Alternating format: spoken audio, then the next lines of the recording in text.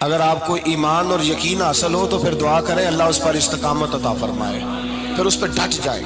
نبی پاک صلی اللہ علیہ وسلم نے فرمایا میں اس بات کا خوف نہیں کرتا کہ میری امت کمزور ہو جائے گی، اس بات کا ڈر نہیں کہ پیسے ختم ہو جائیں گے، نہ یہ خوف ہے کہ بھوکی مرے گی۔ حضور کس بات کا خوف ہے؟ تو نبی پاک نے فرمایا خوف یہ ہے کہ ان کا یقین کمزور ہو جائے گا۔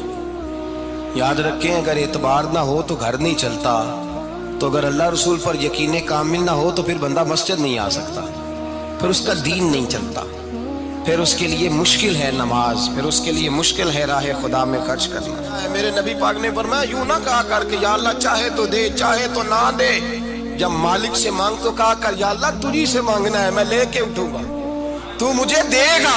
فرمایا جتنا تیرا یقین کامل ہوگا اتنا ہی اللہ تجھے جھولی بھر کے عطا فرمائے گا۔ کمزور سا مسلمان، لڑکھڑاتا سا مسلمان دیکھتا ہوں کرتا ہوں، اور یہ بھی نہ دیکھا کریں بھائی ایمان یقین کو استقامت کے درجے پہ لیں، یہ نہ دیکھا کریں کہ وہ کیسے دے گا، وہ کسی وسیلے کا محتاج نہیں ہے، وسیلے کو پسند کرتا ہے، پر وسیلے کا محتاج وہ بغیر وسیلے کے بھی دے دیتا ہے۔ ہر آدمی ماں باپ کے ذریعے پیدا ہوتا ہے، اگر پیدا کرنا چاہے تو جناب عیسیٰ کو بغیر باپ کے پیدا کر دیتا ہے، اگر پیدا کرنا چاہے تو حضرت آدم کو بغیر ماں اور باپ کے پیدا کر دیتا ہے۔ جب یقین رکھیں، یقین قرآن مجید پڑھیے، حضرت موسیٰ علیہ السلام فرعون کے دربار میں کھڑے ہیں، چاروں جانب دشمن ہی دشمن ہے، جادوگر آ گئے، انہوں نے سانپ چھوڑے، حضرت موسیٰ کے ہاتھ میں ڈنڈا تھا۔ حضرت موسیٰ کہتے ہیں یا اللہ کیا کروں؟ تو اللہ تعالیٰ نے فرمایا اپنا عصا پھینک دو۔ کہنا چاہیے تھا نا کہ یا اللہ ایک ہی تو شے ہے، اتنے سانپ ہے، بچانے کے لیے ڈنڈا ہے وہ پھینک دوں؟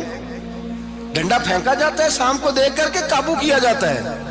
یہ میرا اور آپ کا ذوق ہے نا، لیکن انبیاء کرام کا انداز ملاحظہ کیجئے میرے عزیزو۔ اللہ فرماتے ہیں ڈنڈا، اے موسیٰ ڈال دے اپنا عصا۔ پہلے نہیں فرمایا کہ سانپ بن جائے گا، فرمایا بس تو ڈال دے۔ میں اور آپ ہوتے ہیں تو سام سامنے ہے، ڈنڈا ہاتھ میں ہے، ہم کہیں گے عجیب بات ہے، یہی تو دفاع کی چیز ہے، اسی کو ڈال دوں تو بچوں گا کیسے؟ کہا ڈال دو، تو حضرت موسیٰ نے ڈال دیا، کہا میرے رب کا حکم ہے تو میرے لیے بہتر ہی ہوگا۔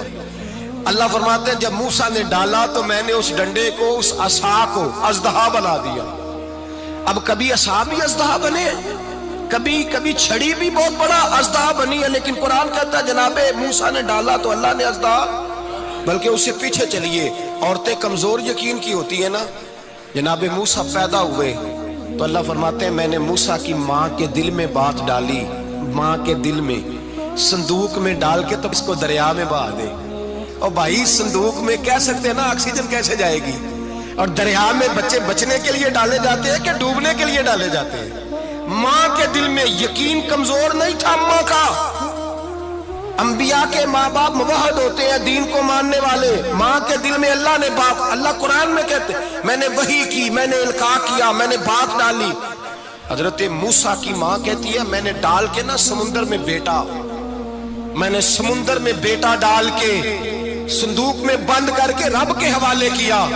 آپ فرماتے ہیں میرے مالک کا بھروسہ کیا تو پھر میرے مالک کا کام دیکھو، کمال دیکھو، میں نے دریا میں ڈالا، اللہ نے فرعون کے گھر میں میرے بیٹے کی پرورش کرا دی۔ یہ یقین کہ حضرت موسیٰ کے پاس قوم آئی، قرآن پڑھیے، کہا جناب پانی چاہیے، وَإِذِ اسْتَسْقَىٰ مُوسَىٰ لِقَوْمِهِ، موسیٰ نے اپنی قوم کے لیے پانی مانگا، ہم نے کہا فَانْفَجَرَتْ مِنْهُ اثْنَتَا عَشَرَةَ عَيْنًا، اپنا ڈنڈا پتھر پہ مارو۔ عقل والا آدمی ہوتا تو اڑ جاتا، کہتا یا اللہ پتھروں سے بھی کبھی پانی نکلا ہے؟ اضرب بعصاک الحجر، مارو پتھر پہ ڈنڈا۔ اللہ کے نبی نے منٹ نہیں لگایا، ٹھا کر کے ڈنڈا لگایا، فانفجرت منہ اثنتا عشرۃ عینا۔ اللہ فرماتے ہیں جناب موسیٰ نے ایک عصا مارا، میں نے 12 چشمے جاری کر دیے۔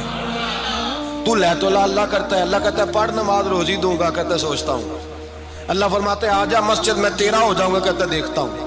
رب فرماتا ہے تو میرے محبوب کی غلامی کر، میں تجھے محبوب بنا لوں گا۔ تو کہتا ہے تھوڑا بڑا ہو کے داڑھی رکھنی ہے، ابھی سیانا ہو کے میں ذرا سرٹیفکیٹ لے لوں اسرائیل سے کہ کتنے سالوں کے بعد آئیں گے، پھر شروع کروں گا۔ پروگرام بنا رہا ہے، ابھی تو ارادے میں ہے۔ اللہ کے پیغمبر کا ڈنڈا، اور اس سے زیادہ آگے بات ہو گئی، پیچھے فوج لگی ہوئی ہے فرعون کی، مجمع ہے، ہزاروں لاکھوں کا لشکر لے کے، تلواریں نیزے، فرعون پیچھے، آگے دریا آ گیا۔ حضرت موسیٰ علیہ السلام کھڑے ہیں، اب کدھر جائیں؟ اللہ پاک نے فرمایا مارو ڈنڈا۔ کہاں؟ پانی پہ ڈنڈا مارو۔ اب حضرت موسیٰ علیہ السلام پانی پہ ڈنڈا مارے تو پانی ابھرے گا، اس سے زیادہ کیا ہوگا؟ پہلے پتھر پہ ڈنڈا مروایا تو پانی نکلا، اب پانی پہ ڈنڈا مروایا، فَإِذْ فَرَقْنَا بِكُمُ الْبَحْرَ فَأَنْجَيْنَاكُمْ وَأَغْرَقْنَا آلَ فِرْعَوْنَ۔ اللہ فرماتے ہیں موسیٰ نے پانی پہ ڈنڈا مارا تو میں نے پانی میں رستے بنا دیے۔ ایک جگہ ڈنڈا مارا تو پانی نکل آیا، دوسری جگہ عصا مارا تو پانی خشک ہو گیا، 12 چشمے بن گئے، 12 رستے بن گئے دریا میں سے۔ حضرت موسیٰ علیہ السلام گزر گئے اور اللہ فرماتے ہیں فرعون بھی آیا تو اسے میں نے غرق کر دیا، اور وہ کھڑا دیکھتا ہی رہ گیا کہ بنا کیا ہے۔ جب یقین کامل نصیب ہوتا ہے، اعتماد کی دولت اللہ دیتا ہے، جب انسان کو یہ انشراح صدر ہو جاتا ہے کہ میری نجات خدا کے حکم میں ہے اور رسول اللہ کے قدموں میں ہے، جب اسے یہ انشراح حاصل ہوتا ہے تو پھر نماز کا لطف آتا ہے۔ غور کیجئے کیا جملہ کہہ دیا میں نے۔ پھر اسے نماز کا پھر اسے نماز بوجھ نہیں بلکہ نماز نہ پڑھے تو اس پر بوجھ ہوتا ہے۔ پھر قرآن مجید اس کی روح کا ساتھی ہو جاتا ہے، پھر عبادات، تقوی، پرہیزگاری، پھر وہ ایک سنت کے چھوٹنے پر پریشان رہتا ہے جب یقین کی دولت نصیب ہوتی ہے۔ قرآن مجید فرقان حمید نے کہا ایمان لاؤ تو پھر ایمان پہ ڈٹ جاؤ، مسلمان بنو تو پھر اسلام پر۔ پھر یہ جو کمزوری ہے نا، یہ دیکھتے ہیں، کرتے ہیں، چلتے ہیں، ابھی کل ابھی پرسوں بہانے ہیلے، ابھی میں نماز شروع کرتا ہوں دیکھتا ہوں لا الہ الا اللہ محمد الرسول اللہ صلی اللہ علیہ۔ جب کسی نے کلمہ پڑھا تو اس پر پورا دین ضروری ہے، پورا۔ اب وہ یہ نہیں کہہ سکتا کہ تھوڑا تھوڑا کر کے آؤں گا۔ یقین کی دولت نعمت ہے۔ اللہ پاک قرآن مجید میں فرماتے ہیں ان الذین قالوا ربنا اللہ ثم استقاموا، جنہوں نے کہا کہ اللہ ہمارا رب ہے اور پھر وہ اس پر ڈٹ گئے، پھر اس پر وہ کہا تو ڈٹ گئے، کھڑے ہو گئے، نہیں اللہ ہی رب ہے، اللہ ہی دینے والا، اللہ ہی مالک، اللہ ہی ہمارا رازق ہے، رب ہی ہمارا سب کچھ۔ جب ڈٹ گئے تو فرمایا تتنزل علیہم الملائکہ، پھر میں ان کی مدد کے لیے آسمان سے فرشتوں کا نزول فرمایا کرتا ہوں۔